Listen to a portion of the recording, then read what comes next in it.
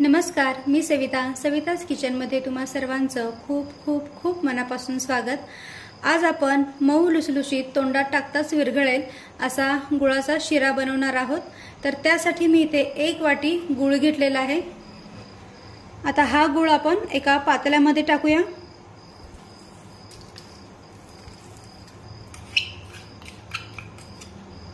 आणि याच वाटीने आपण 2 वाटी पाणी घेऊया।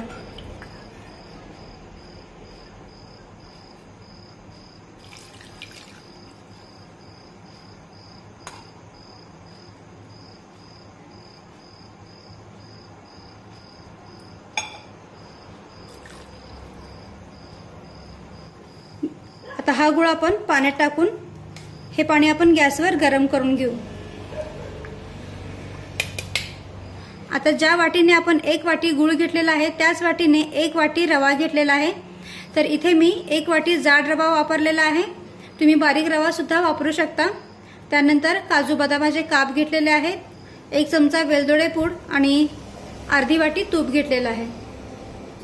तर इकडे गुळाच्या पाण्याला सुद्धा उकळी आलेली आहे आणि आपला गुळ सुद्धा अगदी व्यवस्थित विरघळलेला आहे। आता हे पाणी मी गाळून घेते, म्हणजे मग काय होईल की गुळामध्ये जो काही कचरा असेल तर तो बाजूला काढता येईल। आता कढईमध्ये 2 ते 3 चमचे तूप टाकूया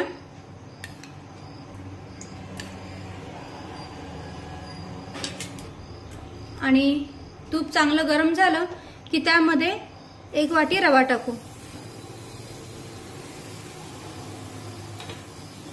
आणि गॅसची फ्लेम मंद ठेवून मंद आचेवर हा रवा आपण छानपैकी सोनेरी रंगावर भाजून घेऊया।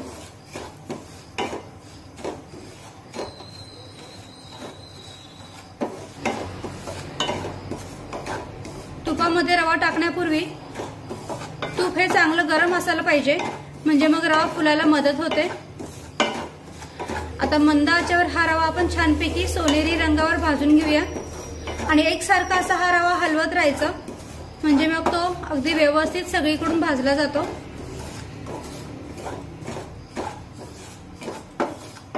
मंद आचेवरच रवा भाजून घ्यायचा, मोठ्या आचेवर जर का रवा भाजला तर तो करपू शकतो। त्यामुळे गॅसची फ्लेम अगदी मंद ठेवून हा रवा आपण एकसारखा असा हलवून घेऊ, म्हणजे तो अगदी व्यवस्थित भाजला जाईल।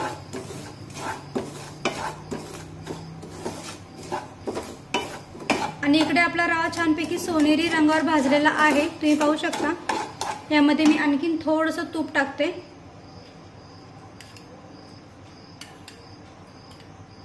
साधारण 2 ते 3 चमचे तूप टाकलेलं आहे आणि यामध्ये हे ड्रायफ्रुट्स भाजून घेते।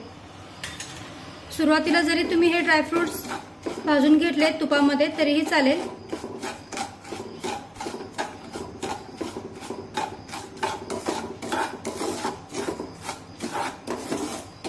छान खुसखुशीत लागतात हे अशा पद्धतीने भाजल्यामुळे।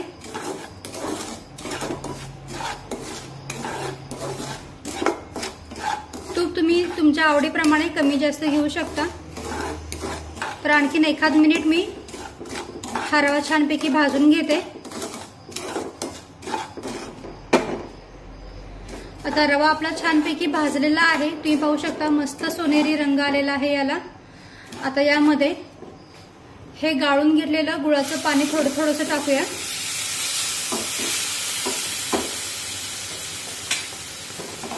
हलवून घेऊ व्यवस्थित।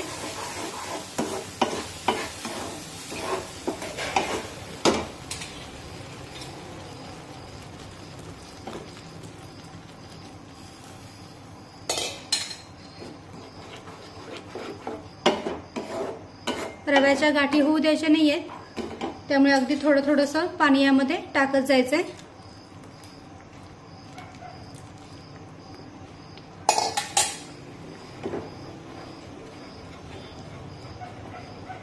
इथे आपल्याला गॅसची फ्लेम मंदच ठेवायची।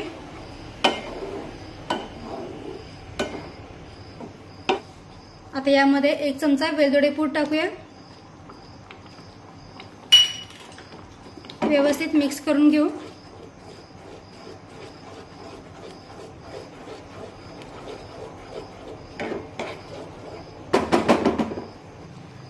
आणि यावर झाकण ठेवून एक 3 ते 4 मिनिटे हा रवा वाफून घेऊ। आता 2 मिनिटे झालेली आहेत, कढईवरचं झाकण काढूया, एकदा हलवून घेऊ।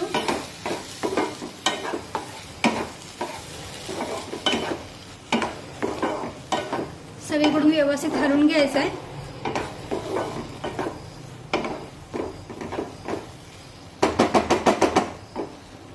आता यावर पुन्हा एकदा झाकण ठेवून त्याला 2 ते 3 मिनिटे वाफ काढून घेऊ। आणि आता 2 ते 3 मिनिटे झालेली आहेत, कढईवरचं झाकण काढूया, व्यवस्थित हलवून घेऊ।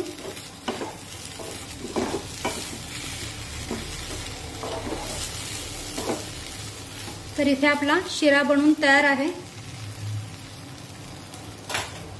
यामध्ये मी आणखीन 2 ते 3 चमचे तूप टाकते, म्हणजे मग शिऱ्याला छानपैकी चमक येते।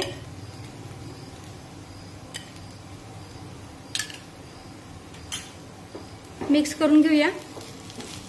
तर इथे आपला गुळाचा मऊसूत शिरा बनवून तयार आहे। तुम्ही पाहू शकता एकदम मस्त तयार झालेला आहे।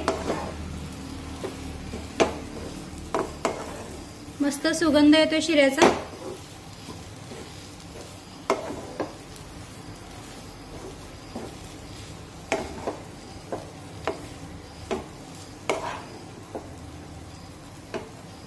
लगेचच काढून घेऊया।